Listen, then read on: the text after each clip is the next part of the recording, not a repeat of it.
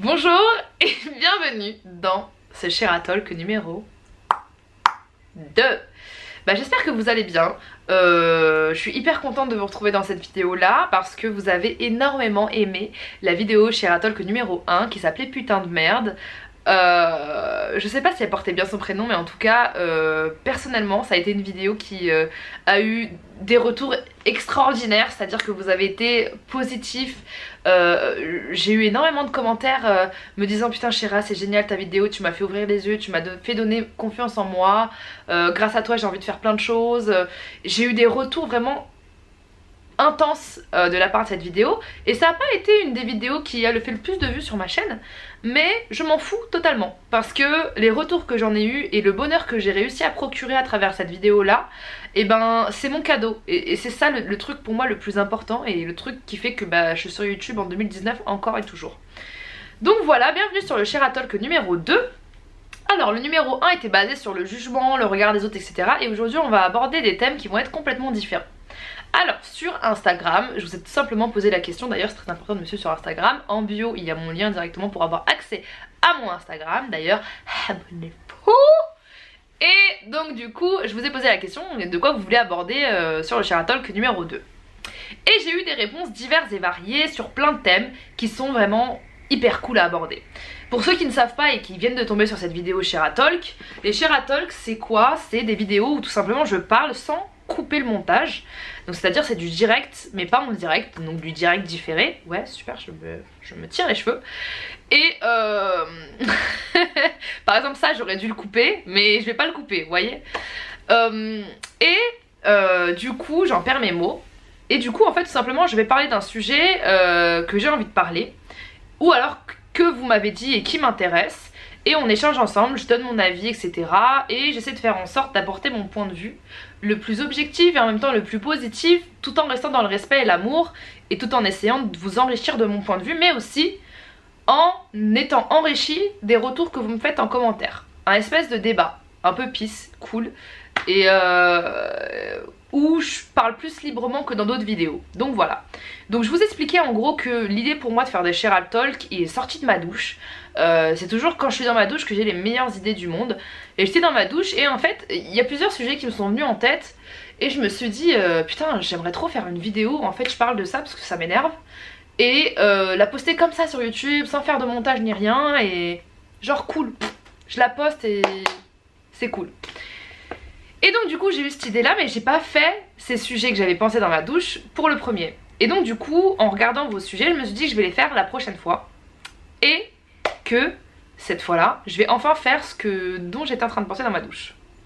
Donc du coup ce Share Talk va tout simplement parler de télé-réalité, chirurgie esthétique et de télé en règle générale, et tout ce qui va être aussi lié à YouTube. Donc voilà. Je me permets de faire un petit peu du pli en même temps que je suis en train de parler avec vous. Donc en fait si vous voulez, moi je suis une grande fan de télé-réalité. Je ne m'en cache absolument pas et je n'ai absolument pas honte de le dire, voilà. Je n'ai honte de rien d'ailleurs, et d'ailleurs je ne vois pas pourquoi je devrais avoir honte de dire que je suis fan de télé-réalité. Personnellement j'ai tout regardé, et sachez que je regarde la télé-réalité depuis Love Story 1, donc à mon avis je sais même pas s'il y en a certains d'entre vous qui étaient nés. Je sais même plus c'était quand Love Story numéro 1, j'ai l'impression que c'était en 2001-2002, je sais plus, bref. Et donc du coup moi j'ai commencé, j'avais quel âge? Je devais avoir peut-être 8-9 ans et je regardais Love Story. D'ailleurs j'avais un grand poster de Jean-Edouard dans ma chambre. Bref, MDR. Et les souvenirs. Et donc du coup voilà, moi depuis Love Story 1, la télé-réalité je ne lâche pas et je continue à regarder, même si j'ai des périodes où je dis ouais ça me saoule, je regarde plus, etc. Donc j'ai regardé des programmes de télé-réalité qui sont divers et variés, donc comme je vous l'ai dit, j'ai regardé le Loft, j'ai regardé Nice People s'il vous plaît, Nice People, qui se souvient de Nice People? T'avais un candidat de télé-réalité par personne en Europe, et ça tombait pile au moment où il y avait l'euro en France, je crois hein. En tout cas c'était super cool Nice People, moi j'avais kiffé. Il y avait quoi? Il y avait Popstar, Nouvelle Star, Star Academy, Jean-Pascal, Jennifer et j'en passe. T'avais quoi d'autre? T'avais... il y a tout ce qui est les Princes de l'amour, mais ça c'est un peu trop jeune. L'île de la Temptation qui revient en force cette année. que je regardais en cachette dans ma chambre quand j'étais petite avec ma soeur. Maman, si tu nous regardes, sorry, c'était moins de 12, mais t'inquiète pas qu'on regardait. Je crois même c'était moins, je sais plus c'était moins de combien. Il y avait bref, toutes les émissions de télé-réalité que vous connaissez aujourd'hui, qui sont les ch'tis, qui sont les Marseillais, qui sont les Marseillais versus les ch'tis, et ça sous toutes ses formes, etc. Les anges de la télé-réalité of course, qui a bercé mon adolescence, je dois l'avouer. Quoi d'autre? Ben, je pense que j'ai fait un peu le tour de toutes les télé-réalités. Si vous en avez d'autres, n'hésitez pas à me les citer. Et en fait, c'est vrai qu'en tant que youtubeuse, bah, j'ai remarqué que parler de télé-réalité, c'est un peu tabou quoi. Les youtubeuses, elles sont un peu coincées du cul à l'idée d'en parler et je trouve ça super dommage parce que I know that, vous regardez ça, arrêtez de faire les mythos. Et du coup, moi personnellement, je n'ai aucune honte à dire que je regarde la télé-réalité. Et c'est vrai que généralement, quand je pose la question à d'autres personnes du milieu, elles vont me dire ouais, moi aussi je regarde, mais c'est juste parce qu'ils sont tellement débiles que je me sens super intelligente quand je regarde. C'est vraiment trop débile quoi, donc j'adore regarder. Mais arrêtez de faire genre, vous kiffez vraiment en vrai, c'est tout. Moi personnellement je kiffe vraiment. Je dirais pas que je suis fan, une malade fan de quoi que ce soit, rien de... loin de là. D'ailleurs je suis fan de rien en vrai, je suis fan de moi, voilà. C'est suffisant. Mais j'aime beaucoup. Pourquoi j'aime beaucoup? Voilà, peut-être vous allez vous poser la question. Parce que c'est... je sais pas. J'aime bien regarder, je trouve qu'il y a des personnalités qui sont attachantes. Je regarde ça comme les feux de l'amour parce que maintenant c'est vrai que c'est beaucoup plus énervé qu'avant. Il y a beaucoup moins de spontanéité, donc je regarde vraiment ça comme une série en fait. Et je suis de fou. Genre Kevin et Carla, je suis. Et en plus je suis moi depuis les Marseillais South Africa, tu vois. Donc bon. Et c'est vrai que je trouve ça hyper dommage que les gens soient pas sincères avec eux-mêmes. Il n'y a rien de dégradant à regarder de la télé-réalité, je trouve. Et surtout, moi, ce que je déteste, c'est les intellectuels qui vont dire « Ah, mais tu regardes cette merde !» Ta gueule, je regarde ce que je veux et en aucun cas, ça veut tout simplement dire que je suis telle ou telle personne. Ou alors, en aucun cas, c'est en train de tout simplement mettre une note au niveau de ma personne ou de tout simplement calculer le pourcentage de QI ou... Oh, calm down! C'est juste un truc que je regarde, tu vois. Il y a des gens qui... Vous avez le droit de regarder ce que vous voulez. Merde! Et c'est chiant de toujours devoir se justifier, en fait, sous prétexte que les personnes intellectuelles qui lisent plus de livres que toi et qui se prétendent beaucoup plus intelligents que toi, te jugent. Sauf que pour moi, il n'y a pas plus con que quelqu'un qui te juge. Donc, fuck them, vraiment. Et donc du coup, il y a quelque chose que j'ai remarqué aussi, c'était le jugement de valeur entre les différentes personnes de l'audiovisuel. Voilà. Donc je m'explique. Je trouve que on est tout simplement mis dans des cases. Voilà, moi ma case à moi c'est youtubeuse. Et surtout Chéra, tu restes dans cette case. Parce que si tu sors de cette case, on va te saouler tous les jours. Bref, c'est chiant. Voilà. Je trouve ça super chiant. Donc je m'explique, il y a des gens qui font de la télé-réalité, il y a des gens qui font du blogging, il y a des gens qui font du vlogging, il y a des gens qui font de la télé, de la pure télé, qui sont présentateurs télé, et il y a des cases. Donc c'est à dire qu'en gros, moi il y a un truc que j'aime pas, c'est les jugements de valeur en fonction de ce que vous faites. C'est à dire qu'en gros... quand on se retrouve dans une soirée où il y a des gens de télé-réalité, des gens de YouTube et des blogueurs, les blogueurs en règle générale n'aiment pas les youtubeurs n'aiment pas les blogueurs parce qu'ils se la racontent, les blogueurs n'aiment pas les youtubeurs parce que c'est que des youtubeurs, les youtubeurs n'aiment pas les gens de télé-réalité parce que c'est que des gens de télé-réalité, les youtubeurs n'aiment pas les gens de télé-réalité parce que oh my god, ils veulent pas du tout être associés ou assimilés à ça parce que... Détendez-vous le trou de fion, franchement on est tous des êtres humains, on est tous pareils, on a les mêmes activités, c'est-à-dire qu'on mange, on boit, on dort, on chie, et en vrai si on n'avait pas de wifi, et dans votre tête il n'y aurait pas de différence, et je trouve ça bête, voilà. C'est quelque chose qui m'exaspère et j'aime pas du tout les jugements de valeur par rapport à ce que vous faites parce que moi j'entends des youtubeurs qui disent non mais il faut pas traîner avec les gens de tel truc parce que truc, et en fait en vrai je peux arriver à comprendre parce que c'est tout simplement le jugement des autres.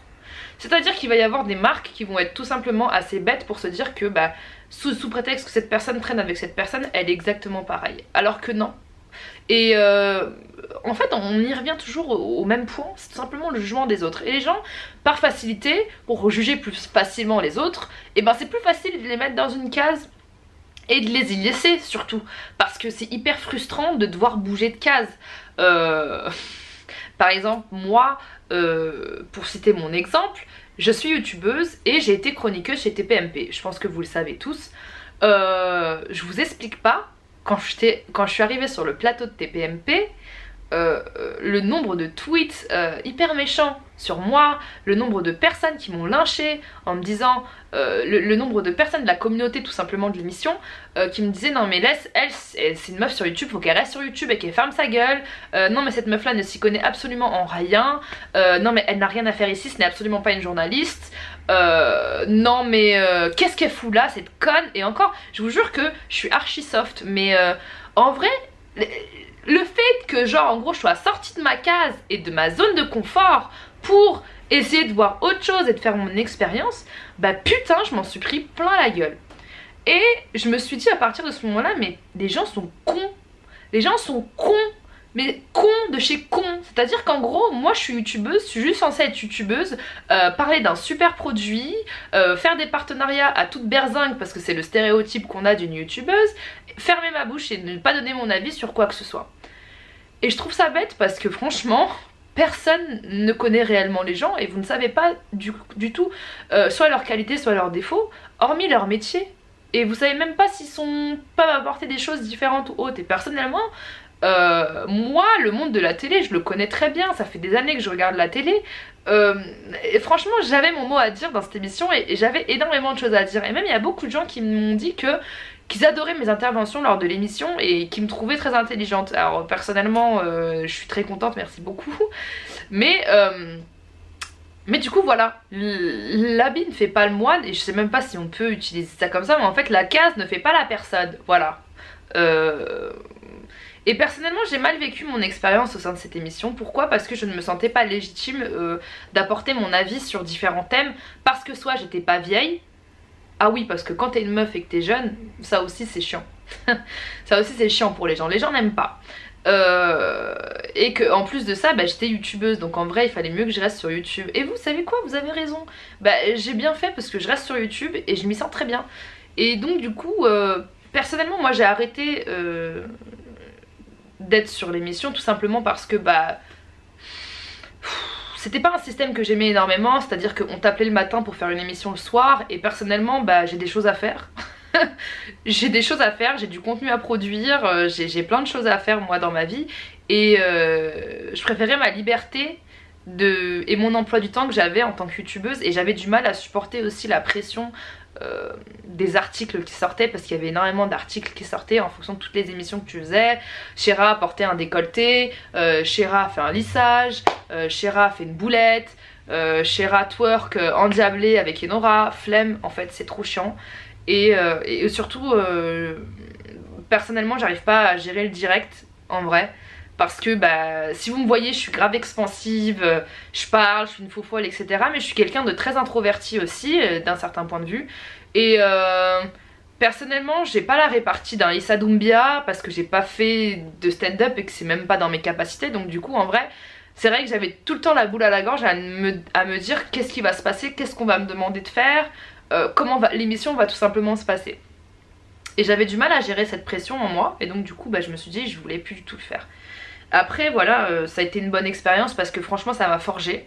Je vous cache pas que ça m'a endurci, et surtout ça m'a permis de connaître tout simplement le milieu de la télé et de rencontrer des gens que j'aurais peut-être pas eu l'occasion de rencontrer, tels que Valérie Benaïm et Géraldine Maillet, que j'adore vraiment.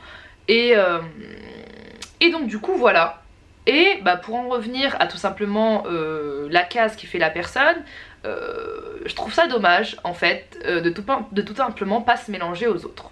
Parce que on subit les mêmes choses en tant que personne qui faisons ce métier là, qui est-on exposé au regard extérieur. Et au contraire on devrait plus tirer les leçons des autres ou quoi que ce soit, et plus même parler entre nous. Et c'est même un truc que je reproche aux youtubeurs en France entre eux, on parle pas assez en fait. Je trouve qu'on fait pas assez de réunions ensemble pour se dire ouais en ce moment je vis mal ça, en ce moment ça se passe ça. On se serre pas assez les coudes en vrai, et on préfère plus saisir l'opportunité de voir quelqu'un dans la faiblesse pour pouvoir faire une vidéo dessus et dire du mal sur la personne. Personnellement je trouve ça puéril et je trouve ça bête et je trouve ça pas du tout enrichissant, parce que si vous voyez que quelqu'un fait de la merde, bah essayez de lui parler, genre, au lieu de faire des vidéos contre elle ou autre. Je pense que c'est plus enrichissant et surtout au-delà de ça, c'est con mais je trouve que ça incite vachement à la haine, et c'est vraiment quelque chose que j'ai constaté depuis 2016, 2017, 2018 et 2019, parce qu'avant j'avais pas du tout assez la maturité pour pouvoir comprendre ça, parce que j'étais quelqu'un de très immature, et maintenant avec du recul je me dis bah putain, on devrait grave faire, à chaque fois que je fais une vidéo il y a mon décor qui tombe, c'est mes peintures, c'est rien, et je trouve qu'on devrait grave faire des réunions tous ensemble, même si on s'aime pas. Venez, on fait des réunions, venez, on parle, venez, on échange, venez, on dit ce qu'on pense, venez, on dit ce qu'on a mal vécu, venez, on se reproche des choses l'un et l'autre parce qu'on n'est pas parfait, pour être meilleur ensuite, vous voyez. Après, libre à la personne d'entendre ce que les autres disent, mais que ça reste en interne. Parce qu'on vit tous les mêmes choses et qu'on vit tous mal aussi les mêmes choses et qu'on vit tous bien aussi les mêmes choses. Et je trouve qu'on a vachement de leçons à se donner chacun de nos expériences. Donc voilà, petite parenthèse fermée sur ce monde qui est très peu solidaire en vrai, je trouve. Donc voilà, et ce que je disais en fait, c'est que oui, je trouve ça bête. Moi personnellement, j'ai pas envie de me mettre ces œillères de con en fait, à me dire non mais elle vient de télé-réalité, j'ai pas traîné avec elle. Flemme en fait, je l'aime bien, elle a l'air sympa. Et c'est exactement comme ça que j'ai appris à connaître Coralie Purovecchio, qui est pour moi une copine, quelqu'un que j'aime vraiment beaucoup et que j'adore. C'est vraiment quelqu'un de très chouette, qui mérite d'être connu vraiment. Et j'apporte aucun jugement de valeur à ce que les personnes ont fait, et quand même elles continuent à le faire en fait. C'est son chemin de vie et c'est ce qu'elle a envie de faire en fait. On s'en fout en vrai, ce qui compte c'est l'être humain pur et dur.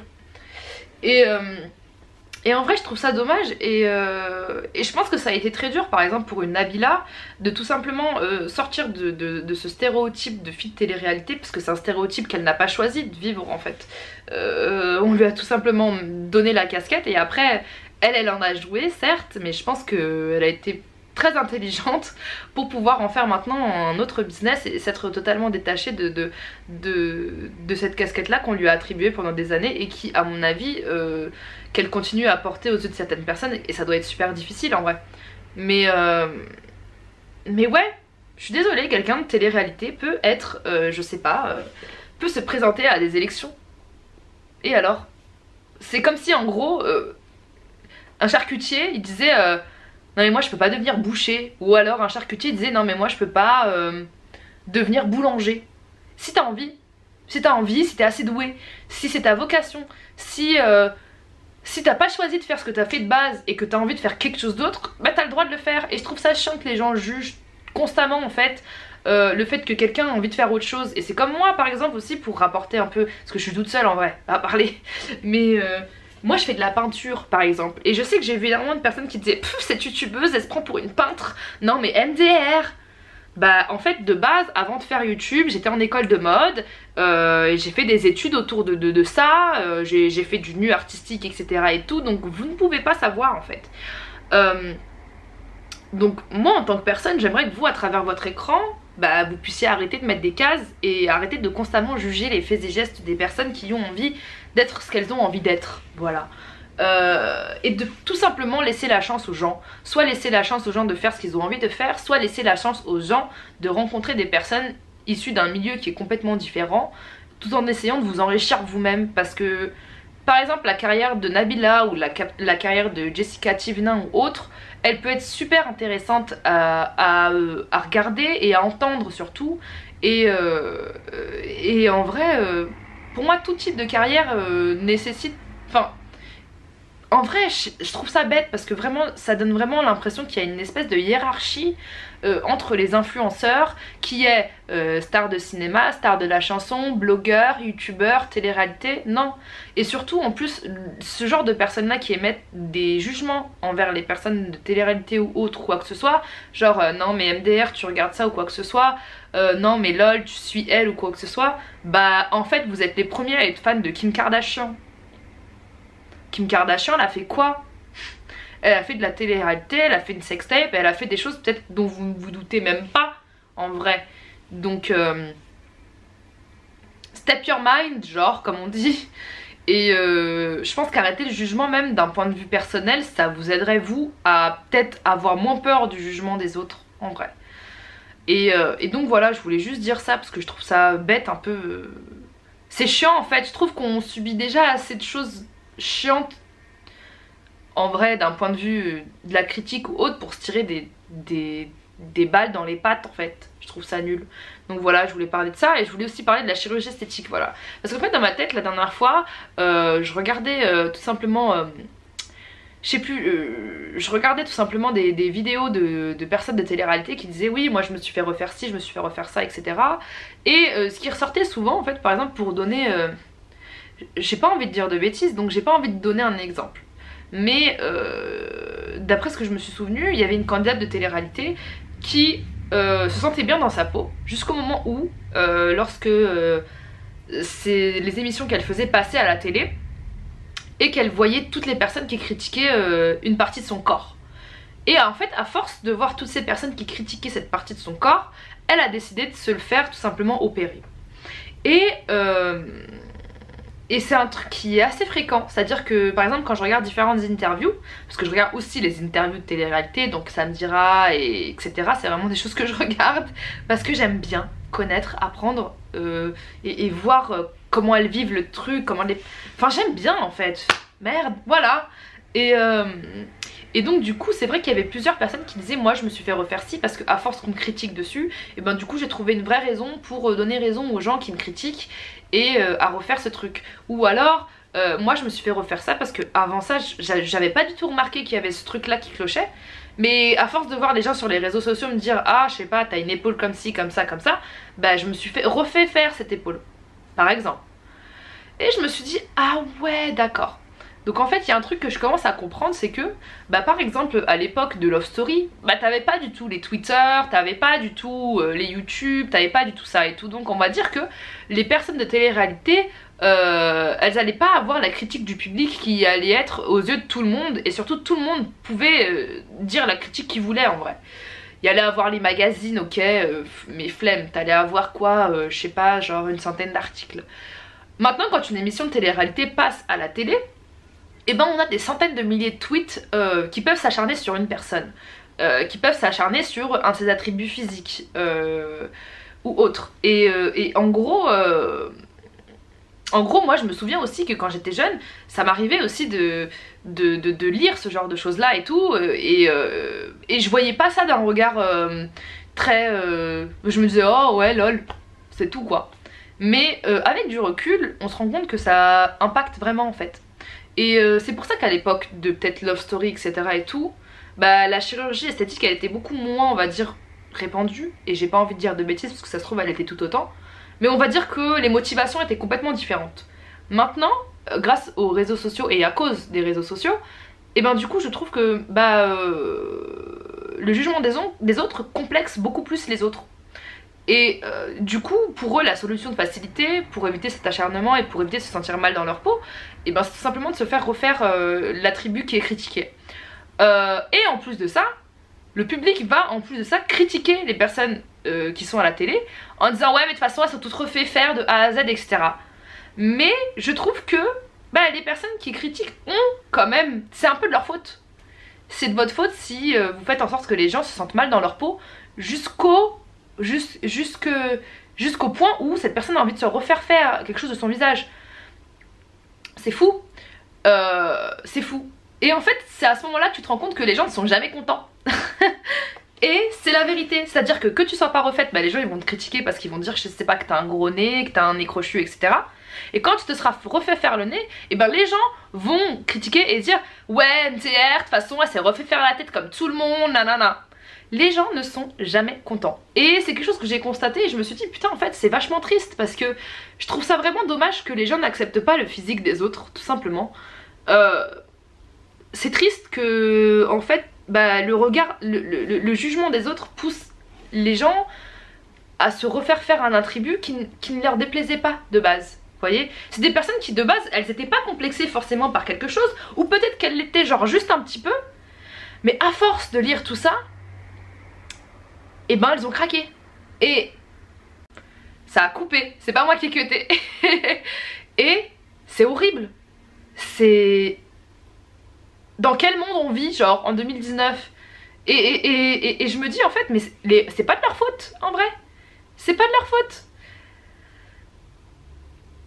Franchement, je trouve ça trop triste parce que moi aussi ça m'est déjà arrivé de me dire ouais franchement la chirurgie esthétique à tout va, c'est pas bien, c'est pas cool, etc. Mais en fait c'est peut-être des personnes qui ont tout simplement pas les épaules assez fortes pour affronter. Et c'est dur d'affronter, hein. Je dis pas que c'est des personnes qui sont faibles, c'est que c'est tellement dur. C'est dur d'affronter des gens qui tous les jours vont dire hey, t'es chum, hey, ton nez il est chum, hey, machin, et truc, tous les jours, des centaines de milliers. Et je pense que c'est pour ça qu'en ce moment il y a un espèce de boom de la télé-réalité, parce que maintenant à chaque fois qu'une personne va être jugée sur son physique, et ben elle va avoir cette option de facilité pour éviter les jugements et pour être tranquille et pour, on va dire, se sentir entre grandes guillemets bien dans sa peau. Mais voyez, moi j'ai envie de vous pousser la prochaine fois à tout simplement faire des, je sais pas, faire des tweets ou des posts en disant putain j'aime bien ce défaut de cette personne, ou j'aime bien tiens son nez il a un petit peu de travers, je kiffe, c'est charmant. Parce que je vous jure en fait c'est charmant. Moi les nez de travers je trouve ça charmant. Moi de toute façon tous les petits défauts je trouve ça charmant en vrai. Il y a rien, un visage imparfait il y a rien de plus beau pour moi en vrai. Et je trouve ça triste parce que c'est des personnes en fait au final que vous rendez malheureuses et qui en plus de ça essaient d'être parfaites pour vous. Et vous n'êtes pas content. Mais malheureusement, bah c'est de la faute ni l'un ni de l'autre. Donc j'ai à blâmer personne. Et j'ai juste à dire que bah peu importe qui vous êtes, peu importe ce que vous faites, peu importe ce que vous dégagez, peu importe le physique que vous avez, peu importe le milieu social dont vous venez, vos origines, etc. Et ben ça ne va pas plaire à tout le monde et les gens ne seront jamais contents. Voilà. On n'est pas fait sur cette terre pour plaire à tout le monde. C'est-à-dire que il n'y a rien qui fait l'unanimité sur cette terre. Et donc du coup, vous encore moins. Et ça sert à rien de se rendre malade pour ça. Et qu'il faut juste se dire que bah j'ai juste envie de faire ce que j'aime, avec les gens que j'aime, et entourer des gens que j'aime, et de faire du bien. Et de m'aimer. Et si c'est un chemin qui met du temps, et ben je vais essayer de le faire. Voilà. C'était tout ce que j'avais envie de dire. Je trouve ça trop triste. En fait, la dernière fois que je parlais à Patrick, je vous avais déjà parlé à Patrick. Je vous avais déjà parlé de Patrick, pardon, dans ma dernière vidéo. Et il me disait, parce que Patrick, je crois qu'il a... je sais plus quel âge il a. Je sais même plus quel âge il a. Dans l'autre vidéo, j'ai dit un âge, mais ça se trouve, c'était pas du tout ça. Mais Patrick, il a... Je sais pas, on va dire qu'il a 60 ans. Désolé Patrick si tu regardes cette vidéo. Mais en gros... On disait un truc, il me disait ouais vous à votre âge vous avez de la chance, vous êtes plus mature, vous êtes plus alerte de certaines choses. Et j'ai fait bah non en fait, c'est pas tant que ça une chance, parce qu'on grandit trop vite et surtout on est jugé trop vite. Et donc du coup on perd cette naïveté, cette innocence qui nous forge en tant qu'adolescent. Et c'est dommage, parce que au lieu de grandir dans une société qui fait qu'on va accepter nos défauts, on vit dans une société où le jugement de tout le monde est important et où il faut qu'on fasse attention à son image au point de la modeler pour plaire à tout le monde. Et c'est de la grosse connerie. Et moi à partir de cette année là, eh ben, je vais mettre tout mon cœur pour éviter que ça se passe. Parce que j'ai envie de faire des enfants et j'ai pas du tout envie qu'ils vivent dans une société où un jour s'ils se retrouvent exposés ou autre, bah, ils soient malheureux parce qu'ils se trouvent pas beaux. Non. Mes enfants Inch'Allah ils seront beaux, et même s'ils auront tous les défauts du monde, et ben ils seront beaux parce qu'ils seront uniques. Et ne ressemblez pas à tout le monde, surtout pas. Et ne faites pas en sorte de plaire aux autres, parce que les autres bah c'est plaire à vous en premier lieu. Donc voilà, c'était tout ce que j'avais envie de dire dans ce Share Talk. Bah, j'espère que vous avez bien compris le message. Si vous avez d'autres choses à me dire, bah n'hésitez pas à me le mettre en commentaire. N'hésitez pas à me dire ce que vous avez pensé de ce Share Talk aussi en commentaire, ça m'intéresse énormément. N'hésitez pas aussi à me donner votre avis, etc. Je vous jure, on vit dans un monde qui est pas facile, et si on s'envoie des pics toute la journée, c'est bon, flemme. Déjà c'est pas bon pour votre karma, donc s'il vous plaît faites les choses bien en vrai. Quand vous voyez quelqu'un critiquer quelqu'un, dites non c'est pas cool, arrête. Viens, on parle d'autre chose. Ouais. Et même vous, quand vous avez envie de critiquer, moi ça m'arrive de critiquer. Oh, bah oui. Mais à chaque fois je me dis non, c'est pas bien, désolé, désolé, désolé, désolé, désolé. On est humain, on n'est pas parfait, faut accepter. Et mais il faut faire en sorte de faire du bien, je me dis. Donc voilà. Bon, en tout cas, j'espère que vous avez vraiment kiffé ce Shera Talk. Si je me suis mal exprimée ou que j'ai été un peu maladroite sur certains points, je me souviens plus trop de ce que j'ai dit, mais bah, je m'en excuse d'avance, on sait jamais. Et n'hésitez pas à me dire ce que vous en avez pensé en commentaire, et surtout, n'hésitez pas à me dire quel thème pour le Shera Talk numéro 3 vous voulez aborder. Donc voilà, c'était Shera. Je vous fais de gros bisous, je vous aime fort. Et n'oubliez pas de me suivre sur mon Instagram qui est @Shera. Je vous embrasse et j'ai trop hâte de vous retrouver la semaine prochaine, et j'ai vraiment trop hâte aussi de vous lire.